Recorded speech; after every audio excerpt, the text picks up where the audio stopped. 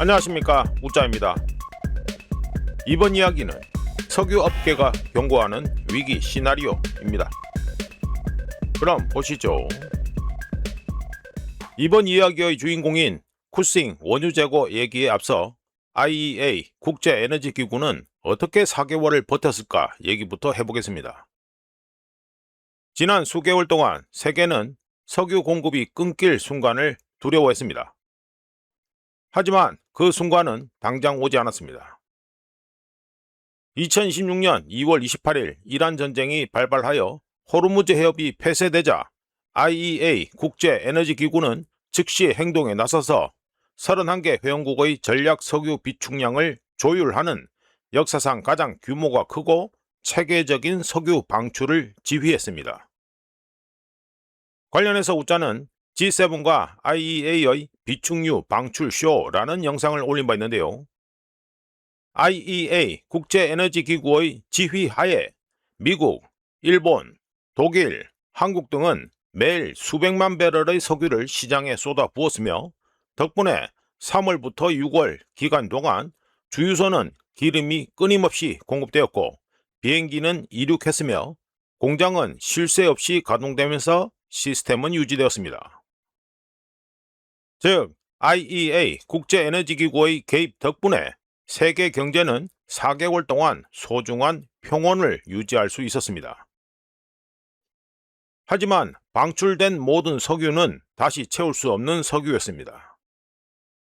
그리고 2026년 6월 말이 가까워지면서 상황은 냉혹해졌습니다. 바다에 떠다니며 하역을 기다리는 유조선들, 이른바 바다 위 석유는 마치 유령선단처럼 사라져 버렸으며 OECD 국가들의 상업용 석유 재고는 지난 5년 평균보다 훨씬 낮은 수준으로 떨어졌습니다. 그리고 진짜 비상사태를 대비해 마련된 거대한 지하 소금 동굴과 철제 탱크인 미국의 전략 비축유는 국밥 그릇에 남아있는 마지막 국물을 알뜰히 먹는 것처럼 바닥을 끓고 있어서 미국의 전략 비축유 재고는 1980년대 이후 최저 수준인 3억 배럴 아래로 곧 떨어질 것이 확실합니다. 그렇다면 미국만 그럴까요? 아닙니다. 유럽의 비축량도 비슷한 수준이고 한때 에너지 비축의 달인이었던 일본의 원유 재고는 사상 최대 규모의 감소세를 이어가고 있습니다. 그리고 이제 최악의 타이밍, 즉 여름이 되었습니다.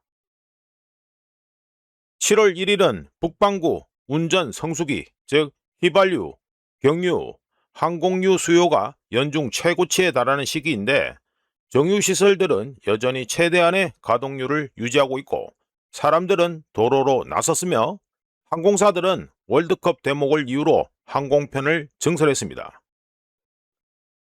하지만 올해 2026년 여름에는 더 이상의 여유가 없으며 유일하게 남은 완충장치 버퍼는 세계에서 가장 중요한 원유 선물 계약의 인도 지점인 오클라호마주 쿠싱의 상업용 저장 탱크에 보관되는 원유뿐입니다. 물론 그 완충장치마저도 시간마다 줄어들고 있으며 가장 위험한 신호가 쿠싱에서 나왔습니다. 쿠싱 원유 재고가 최저 수준인 2천만 배럴 밑으로 떨어지고 그 수준을 당분간 유지할 것으로 예상될 경우 석유 시장은 공급 부족 현상 또는 탱커 바텀을 겪게 됩니다. 참고로 이런 시나리오가 지난 30년 동안 딱 한 번만 발생했는데 바로 서부 텍사스유 기준 장중 유가가 사상 최고치인 1배럴에 148달러를 기록했던 2007년과 2008년 사이였습니다. 2008년과 2026년 현재 상황을 잠깐 비교해보면 다음과 같습니다. 첫 번째, 2008년에는 미국의 전략 비축유 재고가 사상 최고치를 기록했지만 2026년 현재는 최저 수준에 가깝습니다. 두 번째, 최근 데이터에 따르면 미국 전략 비축유 재고는 7주 안에 2억 8천만 배럴 역대 최저치입니다. 2억 8천만 배럴에 도달할 것으로 예상되며 향후 수년간 재충전이 이루어지지 않을 것입니다.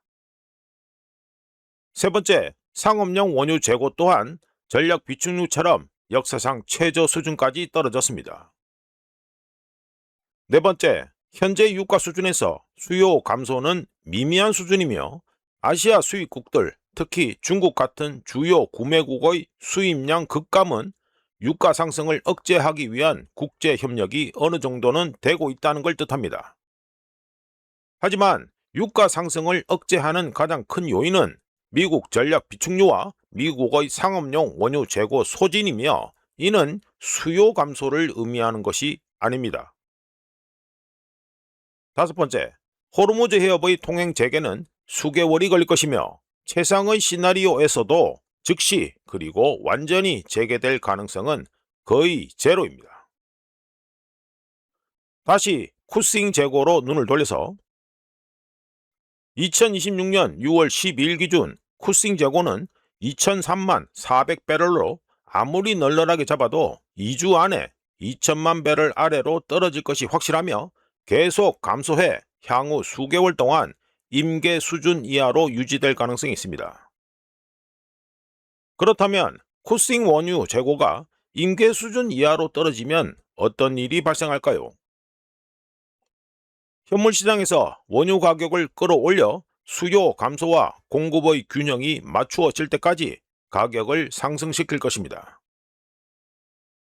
재고 확보를 위한 공황 상태와 공매도 포지션의 축소로 인해 유가가 급등할 가능성도 있으며 상업용 원유 재고가 심각하게 부족한 상황에서 겨울철을 대비해 대량의 재고 보충이 불가피하기 때문에 장기 가격에도 영향을 미칠 수 있습니다. 좋든 싫든 최악의 상황은 아직 오지 않았습니다. 하지만 멀지 않았습니다. 현재 시장에서 인기 있는 종목에 포모로 투자하기보다는 이에 대비해야 하는 것이 좋아 보입니다. 지금까지 석유업계가 경고하는 위기 시나리오였습니다. 구독, 좋아요, 그리고 회원가입 감사합니다. 다른 이야기로 또 찾아뵙겠습니다.